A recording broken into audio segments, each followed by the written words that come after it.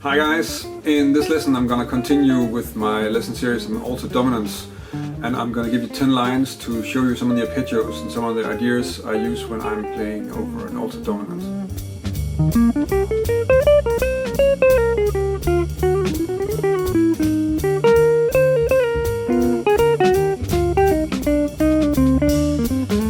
In some of my previous lessons on the alto scale and playing over altered dominance, I talked about how you resolve the different notes and some different ways of approaching it when you want to getting started with playing over altered dominance. In this lesson I'm gonna keep it quite simple because I just want to show you some of the different arpeggios that I use and some other things just to give you some ideas. So basically I'm just going to give you 10 lines and talk a little bit about how they're constructed, and then give you some ideas from that you can use in your own material. So let's just get started. All the lines are on a 2-5-1 in the key of F. And I'm actually also kind of staying in the same position here around the 8th fret all the time, just to sort of keep that simple too. So let's try the first line.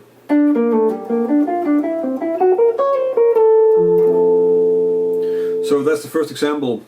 The G minor part is fairly simple, so it's just some stock simple G minor 7 phrases and the G minor 7 arpeggio for the most part. On the C7 I'm using a C7 flat 5 arpeggio, so that will be this one. And as I talked about in other lessons, in C altered you don't really have a C7 arpeggio as a diatonic arpeggio, so you kind of need to construct them in a different way than stacking thirds. And what you'll come across is that you can make two kinds of C7 arpeggios within that scale, and one is the flat 5, the other one is a sharp 5. That I'll return to in a later example. So the line on the C7 is just the C7 flat 5 arpeggio, and then I'm skipping up to the flat 9 and running down the scale, resolving to F major 7. The second example sounds like this.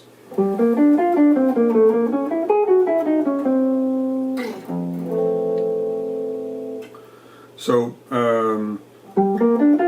again, fairly simple G minor 7 arpeggio on a scale one, and then on the C7, probably one of my favorite arpeggios to use is to use the flat 5 minor 7 flat 5 arpeggio from the 7th of the chord. So that's in this case a B flat minor 7 flat 5, which is also what you use for voicing. So you probably know this kind of C7 altered voicing, and that's in fact a B flat minor 7 flat 5 voicing with a C in the bass. So what I'm doing here is I'm just running up the arpeggio and then just down the scale, and then I'm ending on the 5th of the F. The third example is really using the tritone aspect of the altered scale, so I'm really using the F sharp 7 arpeggio that's found in C7 altered. The line sounds like this.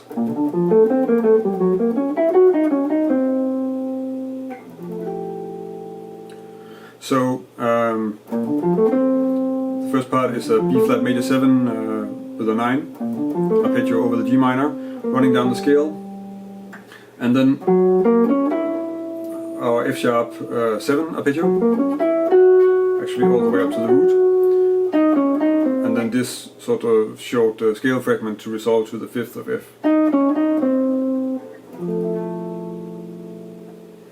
The fourth example sounds like this.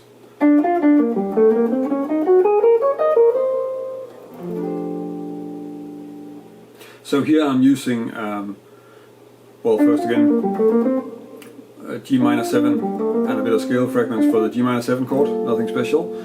On the C7 I'm using the pentatonic scale that's found within the C7 alto scale. So that's a G flat major or E flat minor pentatonic scale, so that's this one, in this position anyway. And basically I'm just running up the scale, and then just skipping down to the B flat to resolve to the 5th of F major 7. And this pentatonic scale has a certain sound. I think mostly what's characteristic about it is that it's a lot of alteration. So Basically it's all alterations except for the flat 7 that's in there too, and we don't have a third, so that gives it a certain kind of sound in this context that's quite useful. The fifth example is using more the idea that you can think C sharp melodic minor instead of C7 on the line. So that sounds like this.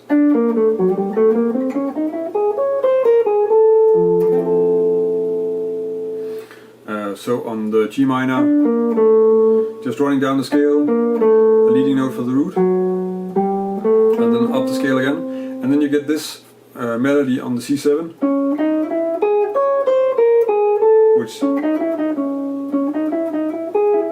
which I kind of hear as really like a C sharp minor melodic kind of melody, which I then use in this context as a C7 altered, and then resolve to the A on F major 7. The sixth example is using the other C7 arpeggio that I talked about in the beginning, which is the C7 sharp 5 arpeggio. The line sounds like this.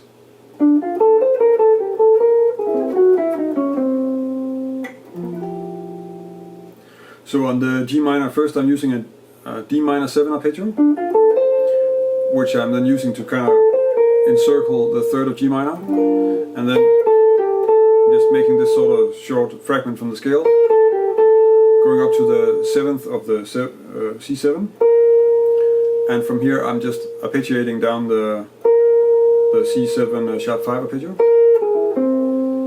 and then I'm skipping up to the G flat and running down the scale from there to resolve to the 5th of F, which is a C. The seventh example is using some Quartal Harmony and showing one of the ways where you can use that on an alto dominant. The line sounds like this.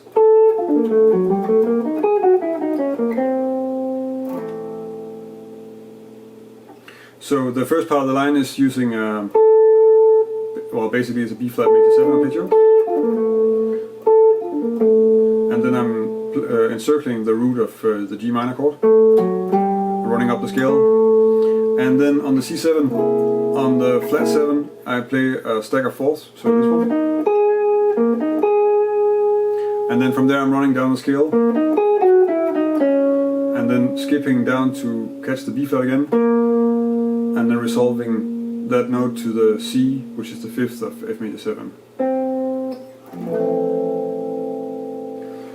The eighth example sounds like this.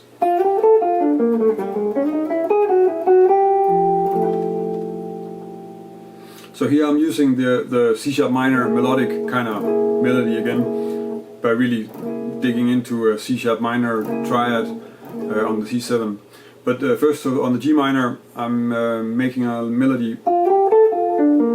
Basically, it's coming out of this G minor 9 arpeggio, which is really cool for sweeping.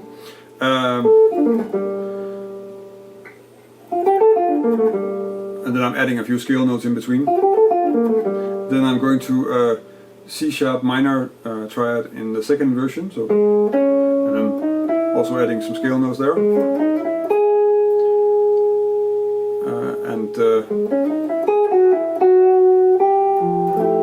Then basically just running down the scale, resolving to the 9 of F major. The ninth example sounds like this.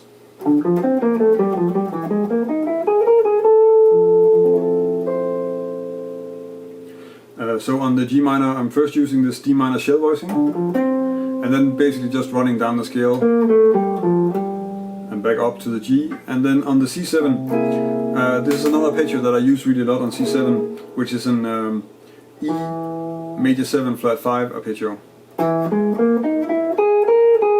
And actually the whole line is just that arpeggio.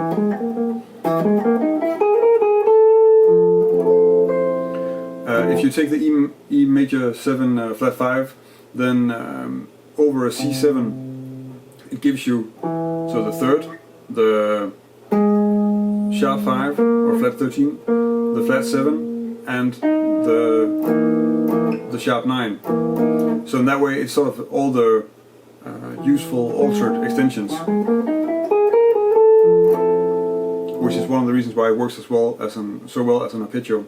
It's also used quite often like this, or maybe like this, as a voicing for a C7 altered that you might know. Let's check out the last example.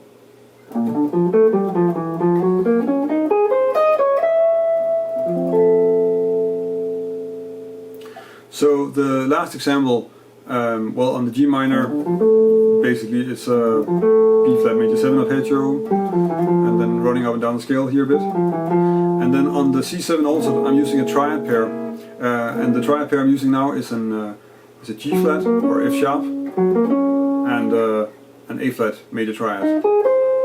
So first I just play the G flat, and then I play the A flat from the next possible note. So if I start on the root on the G flat, and the next one will be the 5th of the A flat. So I make that a second inversion triad, and then I just use the sharp 9 and the flat 9 to resolve to the 7th of the F major 7. So that was 10 different lines over a 2-5-1 in the key of F with altered dominance, and this should illustrate some of the arpeggios and some of the melodic ideas that I use when I'm trying to make lines over altered dominance, and give you some ideas to make your own lines, hopefully. At least there are like 10 different approaches here, so there should be something to work with. Of course, you can check out my other lessons on altered dominance and altered scale too. I'll link to them in the description and also here in the video. If you like this video, then please like it here on YouTube, and you can of course also subscribe to my channel. If you want to download a PDF of the examples with the 10 lines that I went over in this lesson, you can go to my website. In the article that accompanies this lesson on my website, there's a PDF download where you can download all the examples that I went over. On my website you can also subscribe to my newsletter if you want to stay up to date with stuff that's happening. I also have a web store for some lessons that I'm not putting on YouTube, which are lessons that are sort of taking the topics that I cover in the lessons here on YouTube and then applying them to songs. So they're more like written out solos with explanations on how I made the lines. Not unlike what I'm doing here, but then maybe put to use on a real standard and a little bit more improvised, and a little bit more really how I play.